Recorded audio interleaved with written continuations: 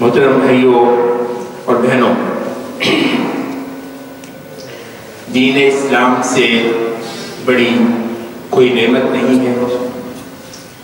محمد صلی اللہ علیہ وسلم کو اپنا رہنما، اپنا نمونہ، اپنا اسوہ، اپنا قائد بنانے سے بڑھ کر کوئی خوش قسمتی اور کوئی سعادت نہیں ہے۔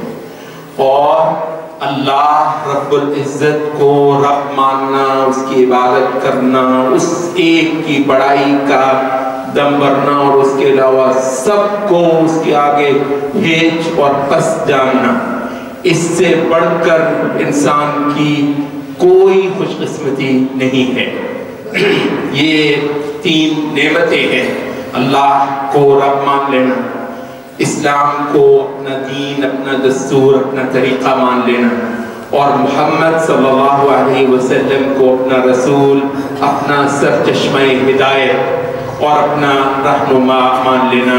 دین کی 3 بنیادی باتیں جن کو ہم نے پچھلے جمعے میں بیان کیا تھا، اصول ثلاثہ، 3 دین کے مستحکم ستون جن کے اوپر تمام بندگی اور عبادت اور جتنی محنت ریاضت بندے نے اپنی آخرت کی کرنی ہوتی ہے، سب کی سب اس پر کھڑی ہے۔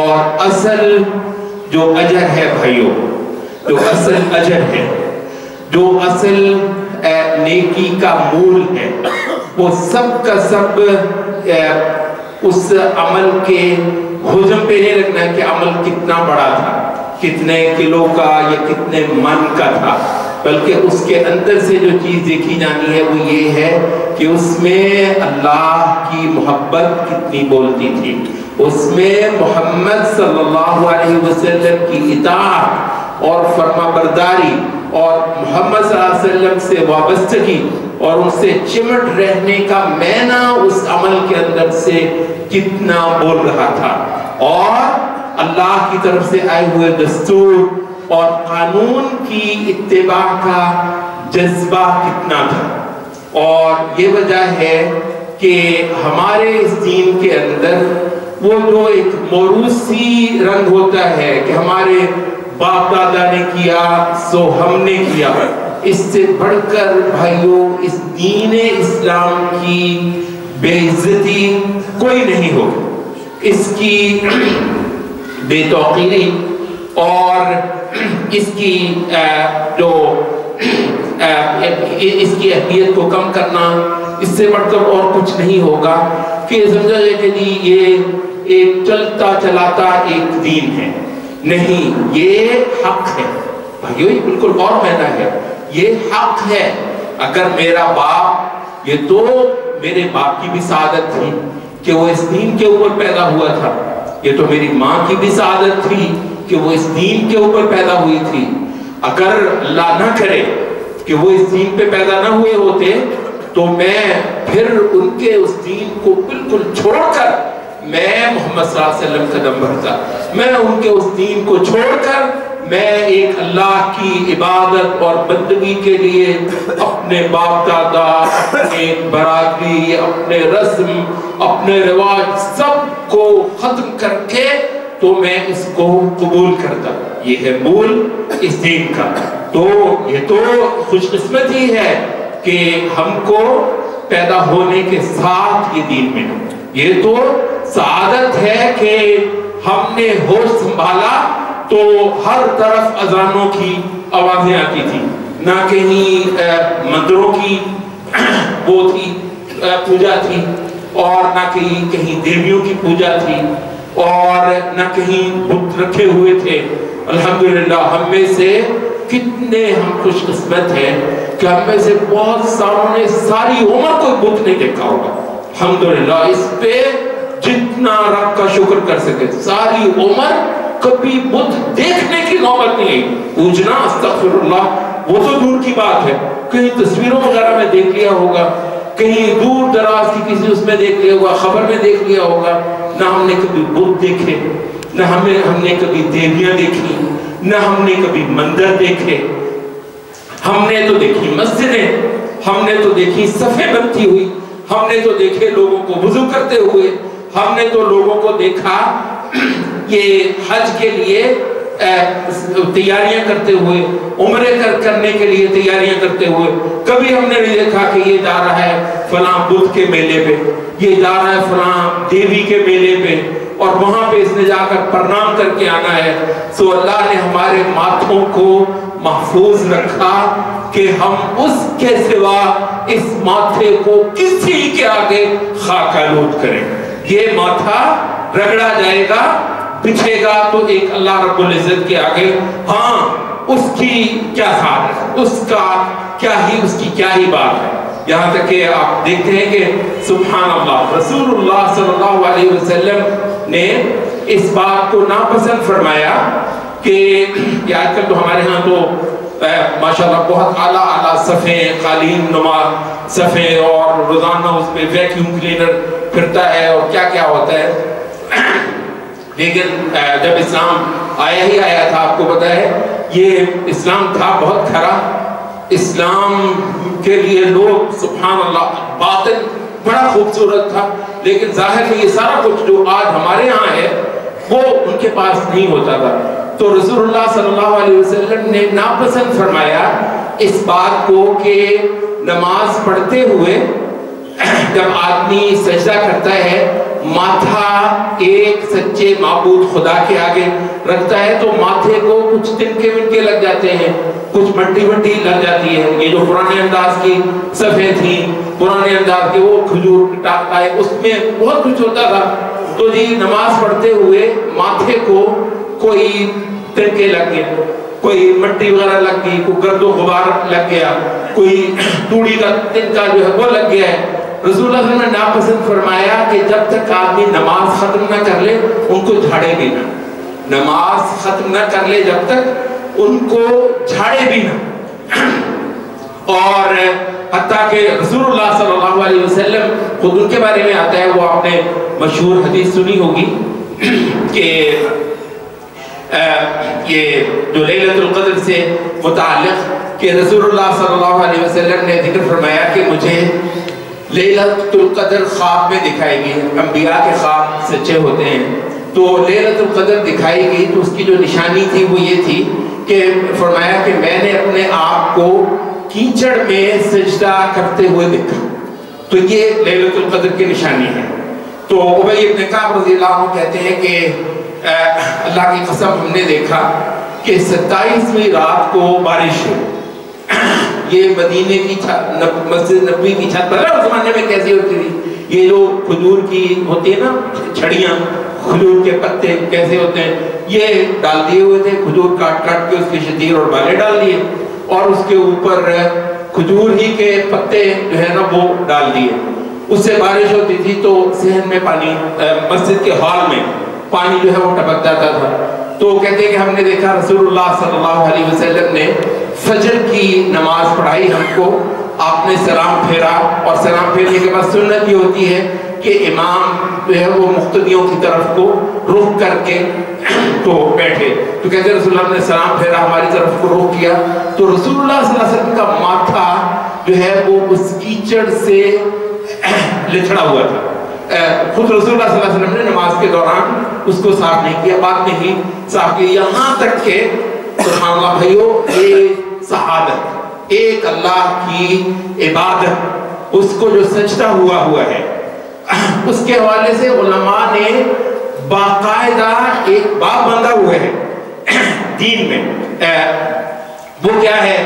وہ کہتے ہیں کہ عبادت کے جو آثار ہیں ان کو جتنا آدمی رکھ سکے اور نہ مٹائے وہ باعث اجر ہے. یہ باقاعدہ دین میں ایک مسئلہ علماء نے، اور اس کے بہت سارے شواہد انہوں نے رسول اللہ صلی اللہ علیہ وسلم کی سنت سے اخذ کیے ہیں. مثال کے طور پر وہ کہتے ہیں کہ رسول اللہ صلی اللہ علیہ وسلم ام المؤمنین کہتی ہیں کہ میں نے آپ کو وضو کے لیے پانی پیش کیا تو آپ نے وضو فرمایا. اس طرح کہتی ہیں کہ میں ایک کپڑا، رومال، تولیہ، رومال، مندیل، حدیث میں لفظ آتے ہیں، تو میں مندیل لے کر کھڑی رہی کہ آپ وضو کریں تو ہو سکتا ہے کہ آپ کو خشک کرنے کی ضرورت محسوس ہو. تو کہتے ہیں آپ نے وہ کیا تو میں نے آپ کو مندیل پیش کیا کہ رسول اللہ صلی اللہ علیہ وسلم خشک فرما لیجیے. تو کہتے ہیں کہ آپ نے وہ نہیں لیا, آپ نے وہ مندیل, یہ کوئی بندہ ایسے یہ نہ سمجھے کہ وضو کے بعد تولیہ استعمال کرنا کو منع ہے, رسول اللہ نے منع نہیں فرمایا, البتہ یہ ہے کہ خود اپنے لیے آپ نے پسند بھی نہیں فرمایا. اچھا, اس کے تحت جو علماء نے کہا وہ کیا ہے, وہ کہتے ہیں کہ وضو کا جو پانی ہے کچھ دیر کے لیے وہ آپ کے جسم پہ رہے. اب زیادہ سردی کسی مسئلہ نہیں ہے, سردی وغیرہ نہیں ہے, کوئی ایسی پریشانی نہیں ہے, تو کیا ضروری ہے کہ اس کو آپ خشک کر دیں. وہ وضو کا پانی جسم کے اوپر جتنی دیر رہے برکت ہے, جتنی دیر رہے یہ سعادت ہے. تو کہتے ہیں کہ یہ جو ہے اس کے آثار کو رکھا, حتیٰ کہ اسی بات سے علماء نے بیان کیا کہ شہید کو غسل نہیں دیا جاتا. باقی جو بھی کتنا بھی کوئی نیک ہو, نماز پڑھتے ہوئے سجدے کے اندر آدمی جو ہے فوت ہو گیا ہو, اس کو بھی غسل تو دے گی نا. صرف ایک آدمی ہے جس کو غسل نہیں دیا جائے گا, وہ کہنے کہتے ہیں وہ شہید ہے. شہید کو کیوں غسل نہیں دیا جائے گا؟ اس کو خون شہادت کا لگا ہوا, اللہ کی بڑائی اور کبریائی کرتے ہوئے اس کے دشمنوں سے گتھم گتا ہوا, یا یہ اس کی جان لے گا اس وجہ سے کہ وہ اللہ کا دشمن ہے, یا یہ اس کی جان لیتے ہوئے اپنی جان دے دے گا. ایسا اعلیٰ عمل, اس کا عنوان کیا ہے؟ اللہ کی عبادت. اس کا عنوان کیا ہے؟ اللہ کی بڑائی. اس کا عنوان کیا ہے کہ اللہ کے دین کے, اس کے قانون کے ڈنکے بجیں گے. کیوں بھائی, شہادت کی نوبت کب آتی ہے؟ میں نے تجھے اپنی مسجد میں بیٹھ کر اللہ اللہ کرنی ہے, تجھے کیا ضرورت ہے شہادت کے بارے میں سوچنے کی؟ تجھے کیا ضرورت ہے جہاد کے بارے میں سوچنے کی؟ ابھی جہاد کب ہوتا ہے؟ جب تہذیبیں آپس میں گتھم گتھا ہوتی ہیں کہ معاشروں میں راج کون کرے گا, ایک پیدا کرنے والا اللہ اور اس کا بھیجا ہوا قانون اور اس کی طرف سے آیا ہوا رسول, وہ حکم دے گا, رسول کے کہے پر معاشرے چلیں گے.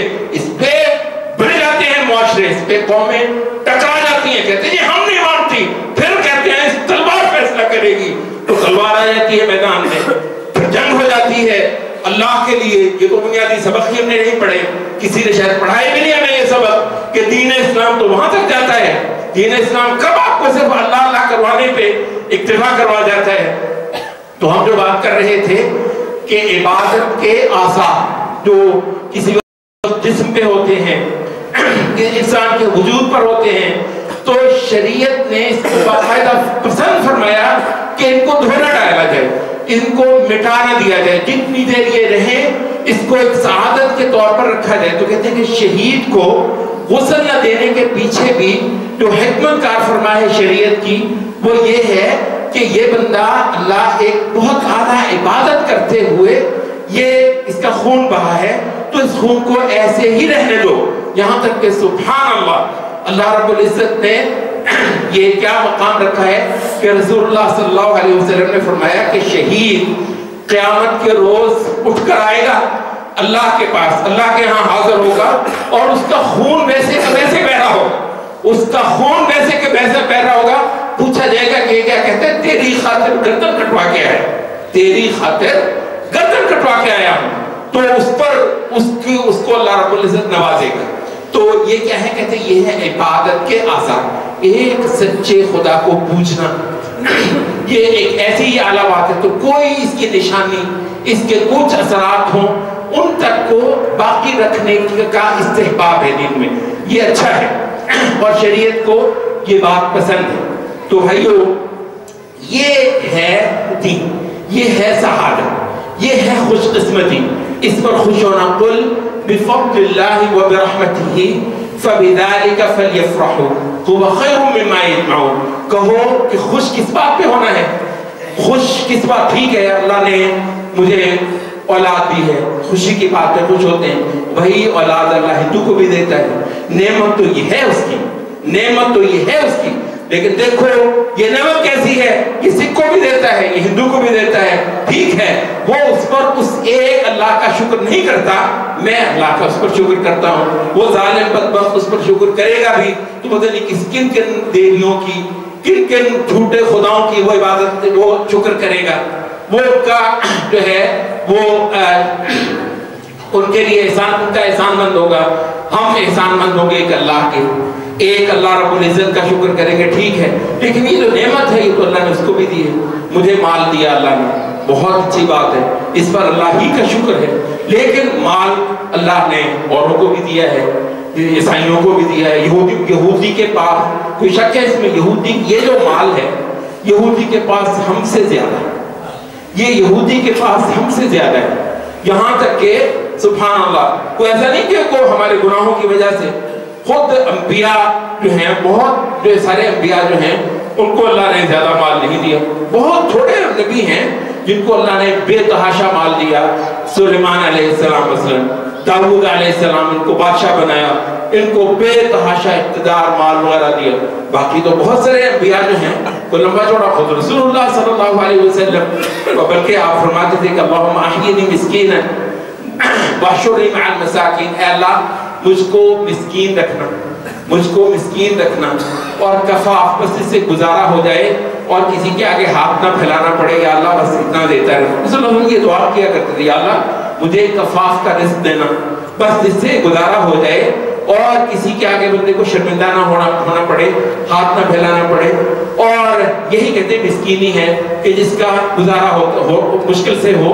تو فرمایا اور کہا واحشرنی مع المساکین، اور اللہ قیامت کے روز مجھ کو مساکین کے ساتھ اٹھانا. مساکین کے ساتھ اٹھانا یہ ایک الگ مسئلہ ہے کہ رسول اللہ صلی اللہ علیہ وسلم نے فرمایا کہ جو غریب ہیں، جو نادار ہے، دیکھو اللہ تعالیٰ ایک بیلنس کمال رکھتا ہے. یہاں دے دیا تو کسی دوسری طرف جو ہے وہاں نہ دیا، اور اس کو یہاں کم دیا تو کسی اور جگہ پر اس کی تلافی کر دی. تو رسول اللہ صلی اللہ علیہ وسلم نے فرمایا کہ قیامت کے روز جو مساکین ہیں، جو غریب ہیں مسلمانوں کے، وہ آدھا دن پہلے، امیروں سے آدھا دن پہلے جنت میں چلے جائیں گے. دوسری حدیث میں 500 سال پہلے جنت میں چلے جائیں گے. بھلا کیوں کہا؟ اس وجہ سے کہ وہ جو دن ہے وہ 1000 سال کے برابر ہے. ایک دن سبحان اللہ قیامت کا 1000 سال کے برابر ہے. تو آدھا دن کتنا ہوا؟ 500 سال. تو اس حدیث میں کہا کہ آدھا دن پہلے، دوسری میں کہا 500 سال پہلے. دونوں کا ایک ہی مطلب ہے، وہ دن ہی اتنا لمبا ہے. تو 500 سال آپ ذرا اندازہ کر لیں، 500 سال پہلے یہ جنت میں بیٹھے ہیں. اور ابھی امیر جو ہیں سبحان اللہ، رسول اللہ صلی اللہ علیہ وسلم نے بلکہ اور حدیث میں فرمایا، کہتے ہیں کہ مہاجرین زیادہ غریب تھے. جو انصار تھے وہ نسبتاً زمینوں وغیرہ والے تھے، اپنے گھر میں بیٹھے ہوئے تھے، یہ بیچارے لوٹ پوٹ کے باہر سے آئے تھے. تو حدیث تو بتائی یہ فقراء المہاجرین کے بارے میں، اور قرآن مجید میں خاص طور پر آتا ہے للفقراء المہاجرین الذین اخرجوا من دیارہم واموالہم.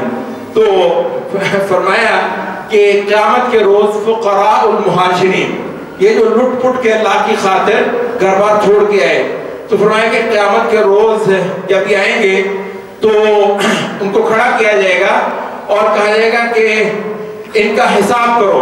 تو رسول اللہ صلی اللہ علیہ وسلم نے فرمایا کہ فقراء المہاجرین کہیں گے کس بات کا حساب؟ سبحان اللہ، تھا کیا ہمارے پاس؟ تو غریب جو ہے، تو یہ فقراء مہاجرین میں سے جو غریب لوگ ہیں یہ کہیں گے فرشتوں کو، کہیں گے کس بات کا حساب تھا کیا ہمارے پاس؟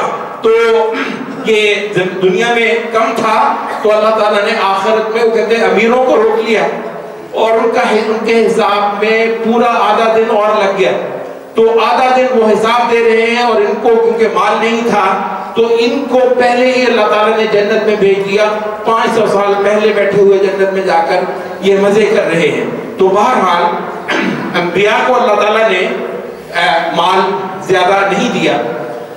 ان کے انبیاء کے دور میں یہودیوں کے پاس بہت بہت پیسہ تھا، بہت سارے عیسائیوں کے پاس، مشرکوں کے پاس بہت بہت پیسہ تھا. اس سے جو ہے وہ کوئی خاص فرق جو ہے وہ نہیں پڑتا. تو ہم جو کہہ رہے تھے وہ یہ کہ دیکھو یہ جو نعمتیں ہیں روپیہ، پیسہ، زمین، جائیداد، اولاد، اقتدار، طاقت اور اختیارات اور عزت، چتراہٹ، دیکھو یہ ساری اللہ کی نعمت ہے. اللہ دے تو ملتی ہے، اللہ نہ دے کسی کو تو نہیں ملتی ہیں. تمنا تو ہر کوئی کرتا ہے نا، چاہت تو ہر کسی کی ہے کہ اس کو مال ملے، اتنا ملے کہ سب سے زیادہ ہو، ہر کسی کی چاہت ہے، ملتا اللہ کے حکم سے ہے، زیادہ نہیں مل سکتا، جو مرضی کر لو، الٹے ہو جاؤ، جتنا اللہ چاہے گا اتنا ملے گا، مال، دولت، زمین، جائیداد، اقتدار، اختیار، چودراہٹ، عزت، شہرت، یہ سب کچھ جو ہے یہ اللہ رب العزت جتنی دے گا یہ ملے گی۔ البتہ یہ وہ چیزیں ہیں جن میں سے اللہ بہت بہت زیادہ اور بسا اوقات مسلمانوں سے زیادہ، اور سبحان اللہ دیکھو بسا اوقات نبیوں سے زیادہ اللہ کافر کو دیتے ہیں، سبحان اللہ۔ اس وجہ سے امام غزالی کہتے ہیں کہ مسلمان کو مخاطب کرتے ہوئے وہ اپنے بنیادی طور پر نفس کو مخاطب کرتے ہیں کہ اے نفس ذرا تو دیکھ کہ یعنی تیری ساری تمنا، ساری خواہش یہ ہے کہ تجھے ڈھیر اور رزق ملے اور تجھے بہت زیادہ مال دولت ملے۔ کہتے ہیں کہ چل فرض کرے مل بھی گیا، پھر بھی یہ ہوگا کہ تجھے پاس بہت مال دولت ہو، پھر بھی مال دولت میں کوئی یہودی تجھ سے اوپر ہی ہو، یہودی کوئی تجھ سے اوپر ہی ہو، تو اے نفس تو یہ دیکھ کہ وہ کون، تو اس وجہ سے یہ کیسے ہو سکتا ہے کہ وہ چیز بہت عزت والی ہو، بہت تمنا کرنے کی ہو، جس میں ایک یہودی ایک نبی سے اوپر ہو۔ کیا خیال؟ یہودی ایک نبی سے اوپر ہے، نبی کے پاس مال کم ہے، یہودی کے پاس مال زیادہ ہے۔ دیکھو ہے تو نعمت، ہے تو نعمت، ہم نے کہا اللہ ہی نے دی ہے، اس کو بھی، یہودی کو بھی، مجھ کو بھی، اس کو بھی اور اس کو بھی دی تو اللہ نہیں ہے، لیکن یہ ہے کہ یہ کون سی چیز ہے؟ تو اس وجہ سے وہ کہتے ہیں کہ دیکھو تم صحیح معنوں میں مسلمان کب ہو گئے، تم کو جب یہ کیسے پتا چلے گا یہ بندہ واقعی اللہ کا طلبگار ہو گیا ہے، یہ بندہ واقعی اس کو اندازہ ہو گیا ہے کہ اللہ کے ہاں کس چیز کا مول پڑتا ہے۔ دیکھو مسلمان اس وقت ہو گئے صحیح طریقے سے، جب یہ پتا چل جائے گا صحیح طریقے سے، اندازہ ہو جائے گا، شعور میں یہ بات بیٹھ جائے گی کہ کس بات کی کا، کس چیز کا مول اللہ کے ہاں زیادہ پڑتا ہے۔ وہ کہتے ہیں کہ اس وقت ہوگا جب اقتدار اور مال جو ہے وہ تمہارے لیے ہیج ہو جائے، مال، دولت، چودراہٹ، اقتدار، یہ تمہارے لیے ہیج ہو جائے گا، چھوٹا ہو جائے گا، مل گیا، یہ اللہ کا شکر ہے مل گیا۔ اچھا تو پھر کیا ہے؟ اصل چیز کیا ہے؟ اصل چیز کیا یہ ہے کہ اللہ مجھ کو دین دے، اصل چیز یہ ہے کہ اللہ رب العزت مجھ سے اپنے دین کا کام دے، وہ میرے دم سے دنیا میں اللہ کی بڑائی ہو، یہ جو چیز ہے۔ کہتے ہیں کہ یہ جس دن یہ فکر لگ جائے گی، بھائیو فکر ہوتی ہے نا، کوئی دولت مجھ کو بتاؤ، کوئی دولت بغیر فکر کیے، بغیر پریشان ہوئے، بغیر سوچ سوچ کے اس کے لیے ہلکان ہوئے ملتی ہے کوئی دولت؟ یہ جس کے پاس جو ہے وہ بیٹھا ہوا ہے کراچی، 6 مہینے نہیں آتا، کیوں بھائی؟ گھر اس کا یہاں ہے، سارے عزیز، سارے رشتہ دار یہاں ہیں، جاتا ہے تو دل پہ ہاتھ رکھ کے جاتا ہے، بڑی مشکل ہوتی ہے سارا کو چھوڑنا، ماں کو چھوڑنا، باپ کو چھوڑنا، اور بعض اوقات میں تو بیویاں یہاں پہ ہوتی ہیں، بچے یہاں پر ہوتے ہیں، 6 مہینے کے لیے بیٹھا ہے، وہ دبئی سال بھر کے لیے بیٹھا ہوا، سال لگاتے ہیں، 2 سال بھی لگا دیتے ہیں، آ نہیں رہا ہے، کیوں بھائی؟ کس لیے؟ کہتے ہیں بچے پالنے ہیں۔ اچھا بچے کس طرح پالنے ہیں؟ یعنی کچھ نہ کچھ تو یہاں پر بھی تھا، لیکن چلیں ذرا تھوڑی سی زیادہ ہو جائے، بچوں کو کچھ زیادہ اچھا کھانے کو مل جائے، بچوں کے زیادہ اچھا کھانے کے لیے سمجھ لو ذرا، دیکھو میں یہ نہیں کہہ رہا کہ غلط ہے، بالکل کوئی غلط نہیں ہے، کوئی کراچی جا کر بیٹھا ہے اپنے بچوں کے رزق کی خاطر، کوئی دبئی میں بیٹھا ہے، کوئی جا کر کہیں اس سے بھی آگے بیٹھا ہے، کوئی وہ دوسرے ملک، یورپ کے ملکوں میں، امریکہ میں، آسٹریلیا میں جا کر بیٹھے ہیں بچوں کی، او بھائی کیا کچھ نہیں ہوتا؟ کیا کچھ نہیں کرتے؟ پھر کیا ہوتا ہے؟ ہر بندہ جو کراچی میں جا کر بیٹھا ہوتا ہے مربع ہو جاتے ہیں، بیچے نہیں، کچھ بھی نہیں ہوتا، تھوڑا سا یہ ہے کہ جو اتنا یہاں سے کمایا جا سکتا تھا اس سے کچھ زیادہ کماتا ہے، تو پھر بھی کوئی مربع نہیں ہو گئے، پھر بھی کوئی لمبی چوڑی کسی سوائے کوئی 1000 میں سے، لاکھ میں سے ایک کہ وہ بہت زیادہ اللہ اس کو دے دے، ورنہ کیا ہوتا ہے؟ گزارا ہوتا ہے، پھر بھی گزارا ہوتا ہے۔ تو بھائی یہ جو ہے یہ اتنا کچھ کیا، اتنے پاپڑ بیلے، پھر آخر کیا ہوا کہ روٹی وہ جو سوکھی تھی وہ چپ پڑ گئی، بس اتنا ہی ہوا نا، وہ تھوڑا سا اس میں فرق پڑ گیا، تھوڑی سی کچھ بہتر روٹی مل گئی، وہ تھوڑا سا مکان جو ہے وہ کچھ زیادہ اچھا ہو گیا، کچھ تھوڑا سا جو ہے نا بچوں کو پڑھانے کے لیے ذرا کسی نسبتاً زیادہ اچھے ادارے کے اندر داخل کرنے کی ہمت ہو گئی اور اس کی فیس وغیرہ آپ نے دے لی، بس اتنا سا ہوا۔ تو بھائیو یہ دین ہے، یہ جو ہے بچوں کو پالنے کے لیے، یہ گھر بنانے کے لیے، یہ کچھ جائیداد ہاتھ میں کرنے کے لیے فکر کیے بغیر، پریشان ہوئے بغیر، ہلکان ہوئے بغیر، تکلیف کیے بغیر ہاتھ آتا ہے کچھ؟ کبھی کچھ ہاتھ آیا ہو؟ نہیں آتا نا، نہیں آتا۔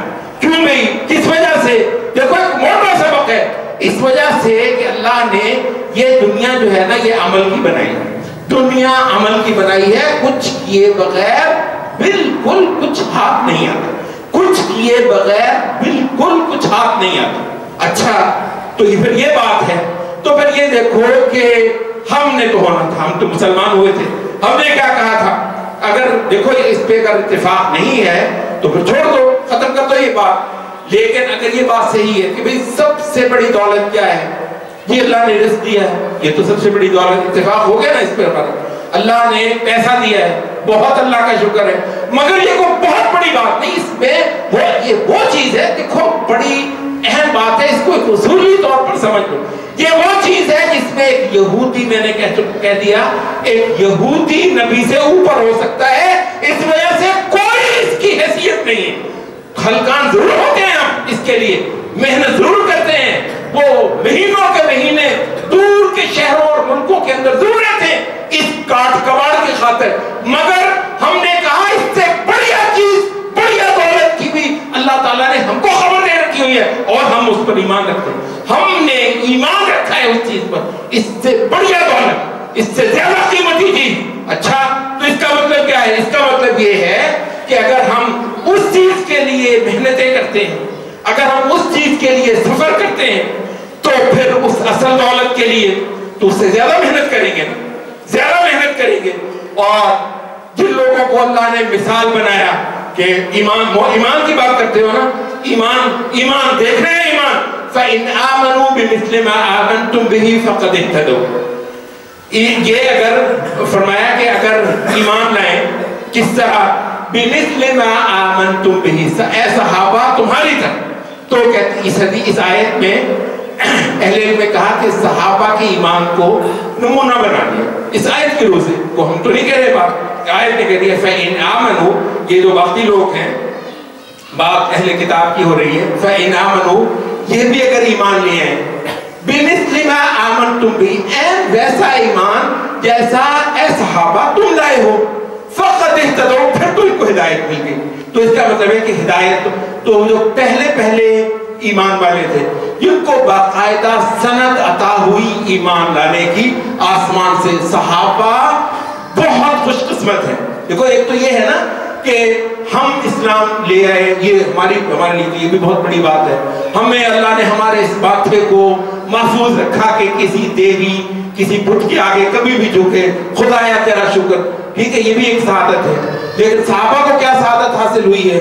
صحابہ کے اسلام لانے کو باقاعدہ اللہ نے سند عطا فرمائی کہ ان کا اسلام مجھ کو پسند ہے، ان کے ایمان پہ میں خوش ہوں۔ آپ ذرا اس پہ سوچئے گا کبھی، سبحان اللہ، ایسی سعادت کسی بندے کو دنیا میں کہہ دے کہ تیرا اسلام لانا میرے ہاں قبول ہو گیا، تیرا ایمان میرے ہاں جو ہے وہ میری خوشنودی پا گیا، پاس ہو گیا۔ دنیا میں پاس ہونے کے وہ دونوں 12 اوروں کو آخرت میں ملیں گے سرٹیفکیٹ، ان کو دنیا میں ملے، سبحان اللہ، ایسی سعادت دنیا میں ملے کہ بھی تم پاس ہو اور میں تم سے خوش ہوں، میں تم سے راضی ہوں۔ یہ پڑھو ذرا سورۃ البینہ، اولئک ہم خیر البریہ، یہ سب سے اعلیٰ مخلوق ہیں، جنات عدن تجری من تحتہم الانہار، اور اس کے بعد فرمایا کہ رضی اللہ عنہم ورضوا عنہ، اللہ ان سے راضی ہوا اور یہ اللہ سے راضی ہوئے۔ تو یہ اچھا، یہ جو صحابہ ہیں جن کے ایمان کو اللہ نے باقاعدہ معیار مقرر کیا، اچھا ان کو کیا تھا؟ کمائیاں کرتے تھے نہیں کرتے تھے؟ کمائیاں کرتے تھے۔ وہ صبح سے لے کر شام تک نکلتے تھے مارکیٹوں میں، دکانوں پہ، کھیتوں میں رزق کمانے کے لیے. وَالَّذِي جَعَلَ لَكُمُ الْأَرْضَ ذَلُولًا فَامْشُوا فِي مَنَاكِبِهَا وَكُلُوا مِن رِّزْقِهِ. کھاؤ یہ زمین میں، ڈھونڈو اپنا رزق، نکالو اس میں سے اپنا رزق، اور اب اللہ تعالیٰ کا شکر کرو. تو صحابہ کرتے تو تھے، لیکن اس کے وہ سب سے زیادہ کس چیز کے لیے کرتے تھے؟ سب سے زیادہ اس پیسے کے لیے، روپے کے لیے. روپیہ اور جائیدادیں تو انہوں نے خدا کی محبت کو قربان کر کے دکھائی تھی. اور یہ بہت بڑے چودھری تھے، بہت سارے بہت بڑے وڈیرے تھے، وڈیرے بہت. یہ مصعب ابن عمیر رضی اللہ عنہ کو کر لیں، اتنے دولت مند اور اتنے ناز و نعام میں سے کوئی اتنے ناز و نعام میں پلا ہوا نہیں ہوگا. اتنا زیادہ وہ اعلیٰ کھاتے تھے، اعلیٰ پیتے تھے، بہت اونچی کوالٹی کی زندگی گزارتے تھے. اسلام قبول ہوا تو کہتے ہیں ہاتھ ان کے جو ہے نا وہ سخت ہو گئے، جیسے بڑی دیر سے کوئی نعمت نہ چکی ہو. کس وجہ سے؟ کہ دین کے لیے. اچھا، ملک چھوڑا، وطن چھوڑا، اور ماں ناراض ہے، ماں کو چھوڑا، قبیلہ، برادری. یہ جو اسلام ہے بھائیو، یہ اس کو اللہ تعالیٰ نے ہمارے لیے باقاعدہ معیار بنایا. کہا فَإِنْ آمَنُوا بِمِثْلِ، ایمان لانا ہے تو ایسا لانا ہے. تو اس وجہ سے بھائیو یہ جو ہم نے مسئلہ کیا ہے؟ مسئلہ بھائیو ہمارا یہ ہے کہ ہم نے اس نعمت کا مول ہی نہیں لگایا.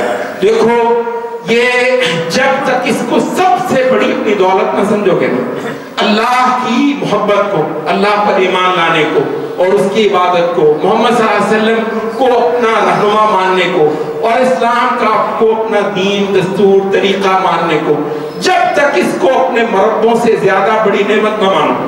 اس کو یہ جی اتنے مربے کبھی دیکھا ہے؟ یہ جب باتیں کر رہے ہو اس کے لیے اتنا ہے، اتنی گاڑیاں، اتنی پیسے، وہ جی آ رہے ہیں نوکر. مطلب کچھ ہوتا ہے دل کو.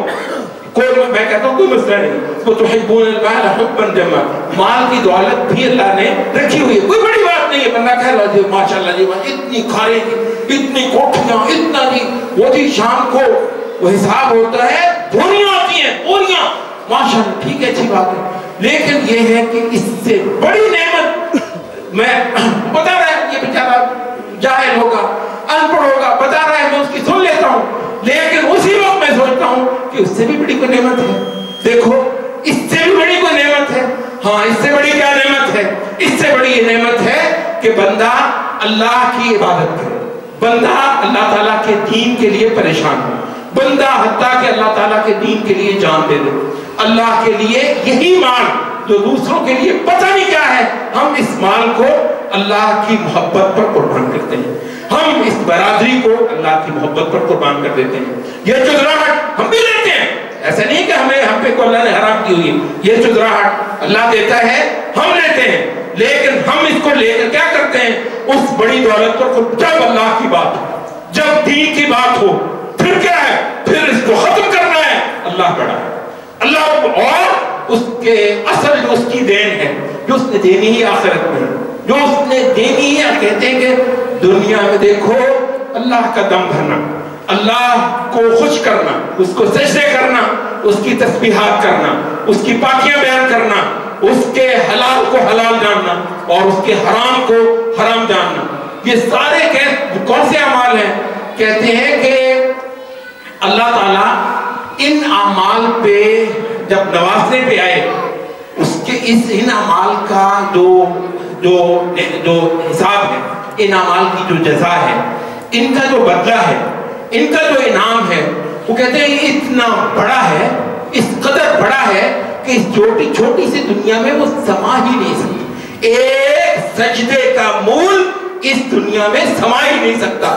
دیکھو ان سجدوں کا مول ہے، ان کا مول دینے کے لیے اللہ نے ایک جہان اور بنایا بہت بڑا، اس میں سما سکتا ہے اللہ کا جو عطا ہے، وہ جو حقیقی عطا ہے. وہ فی ذالک فلیتنافس المتنافسون. دیکھو دوڑ لگانی ہے تو اس کے لیے ایک دوسرے کو مات دینی ہے, ایک دوسرے کو آگے بڑھنا ہے, تو دیکھو اس آخرت کی دوڑ کے لیے کرو.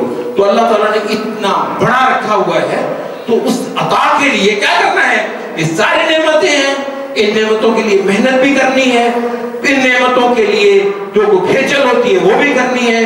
ٹھیک ہے, پسینہ بہتا ہے, پسینے کے بغیر نہیں آتا, نہ زمین کچھ دیتی ہے, نہ کاروبار کچھ دیتا ہے, پسینہ بہانا ہے. لیکن سب کو لینے کے بعد جو ہے نا, ان سے اوپر ایک نعمت کو ماننا ہے, اور ان چیزوں کو جو جتنا دین یہ تقاضا کرے, اس روپے کو بھی, اس جائیداد کو بھی, سب کچھ کو اللہ کی محبت پر لٹانا ہے. اور اللہ کی جو سب سے بڑی نعمت ہے وہ کس چیز کو ماننا ہے؟ ہدایت. اللہ کی سب سے بڑی عطا کیا ہے؟ اللہ نے مجھ کو اسلام دیا. تو یہ جو ہوتا ہے, اسی وجہ سے ابن قیم کہتے ہیں کہ عام آدمی کیا کرتا ہے, عام آدمی جو ہے نا وہ اس کو پوچھو جی کیا حال ہے, جی بڑا اللہ کا شکر ہے. کہتے ہیں اس سے اگر پوچھو کیا مطلب ہے تیرا, بڑا اللہ کا شکر ہے. کہتے ہیں جی اللہ نے بڑا کھانے کو دیے. یہ بھی آپ کے ذہن میں یہی آتا ہے. کہتے ہیں کبھی اس کے ذہن میں نہیں آتا. پوچھو, کہتا ہے بڑا اللہ کا شکر ہے, اس کا مطلب ہو کہ اللہ نے مجھ کو اسلام دیا. یہ تو ذہن میں بھی نہیں آتا ہے. اللہ نے مجھ کو, بڑا اللہ کا شکر ہے, کیا مطلب ہے کہ اللہ نے مجھ کو محمد صلی اللہ علیہ وسلم جیسا نبی دیا. مجھ کو اللہ تعالیٰ نے اس عبادت کا سلیقہ دیا ہے جو اس کے ہاں قبول ہوتی ہے. یہ اسلام یہی ہے نا. اسلام دیکھو بہت پوچھتے ہیں, اللہ بہت پوچھتے ہیں. رہبانیت کو ایک دو بار آپ کو بتایا تھا, یہ عیسائیوں کے اندر وہ ایک بدعت چلی رہبانیت کی. وہ برسوں کے برسوں ماں باپ کو نہیں ملتے, یہ عبادت کرنی ہے. عبادت کے لیے ماں کو بھی چھوڑ دیا, باپ کو بھی چھوڑ دیا, بیوی کی تو نوبت ہی نہیں ہے. شادی بھی کرنی ہے, اللہ کو مانا ہے, تو شادیاں کر رہا ہے, بیاہ کر رہا ہے, تو نے مکان بنانے, اور تو اللہ کو پانے کے لیے شادیاں نہیں کرنی, مکان نہیں بنانے, کاروبار کرنے کی نوبت ہی نہیں آئے گی. اور ماں باپ نے پیدا کر دیا تھا تو ان کو بھی چھوڑ دیا, بیٹھے جا کر برس تک عبادتیں کر رہے ہیں. سبحان, آپ ذرا دیکھیں. لیکن ملنا اس پہ کچھ نہیں. کیوں اتنی محنت, ملنا کچھ نہیں, اس وجہ سے کہ یہ وہ عبادت ہے جو اللہ کے ہاں قبول نہیں ہوتی. یہ ہے اسلام. محمد صلی اللہ علیہ وسلم کی جو ہدایت ہے, اس پہ جو ہم نے عبادتیں کی, اس پہ جو سجدے کیے تھوڑے تھے, انشاءاللہ اس کا مول پڑھنا ہے. تو کیا کون سی نعمت ہے سب سے بڑی جی؟ کیا حال ہے جی؟ بڑا اللہ کا شکر ہے. مطلب کیا ہے؟ مطلب یہ ہے کہ اللہ نے مجھ کو اس عبادت کا طریقہ ہدایت دی کہ جو اس کے ہاں قبول ہوتی ہے, جو اس کو جس پر وہ خوش ہوتے ہیں. عبادتیں بہت ہوں گی, ان پر اللہ کا غضب ہے. یہودی بھی عبادت بہت کرتے ہیں, لیکن غیر المغضوب علیہم, خدایا عبادت, اس عبادت کا سلیقہ دے جو صراط الذین انعمت علیہم, جو تجھ سے تیرے آگے پیش کرتے رہے, تو ان کو لیتا رہا, ان سے خوش ہوتا رہا. تیری عبادتیں کرنے والے کر کے گئے, اور وہ عبادتیں خدایا تیرے ہاں قبول ہوتی رہی. یہ ہے صراط الذین انعمت علیہم غیر المغضوب علیہم. خدایا ان عبادت گزاروں والی عبادت مجھے نہیں چاہیے, بچا کر رکھنا. جو تیری باتیں کرتے رہے اور تو ان پر لعنتیں ڈالتا رہا, کہتا نہیں چاہیے مجھ کو یہ عبادت. وہ غنی ہے, وہ بے نیاز ہے, جس چیز کو چاہے پسند کرے گا, جس چیز کو چاہے پسند نہیں کرے گا. البتہ رسولوں کو بھیج کر اس نے بتایا کہ مجھ کو یہ پسند ہے. سب سے اس کی بڑی مہربانی کیا ہے؟ اس نے ہم کو بتایا کہ مجھے کون سی عبادت چاہیے. یہ ہے رسالت, یہ ہے نبوت, اس پہ ہم بہت بار بات کر چکے ہیں. تو یہ سب سے بڑی رحمت اس زمین پر کیا ہے بلا؟ اس زمین پر سب سے بڑی رحمت کیا ہے؟ رسالتوں کا آنا. اس زمین پر سب سے بڑی رحمت کیا ہے؟ انبیاء کا اس زمین پر قدم رکھنا. سبحان اللہ, اس سے بڑی چیز اس اندھیری زمین نے کبھی نہ دیکھی ہوگی.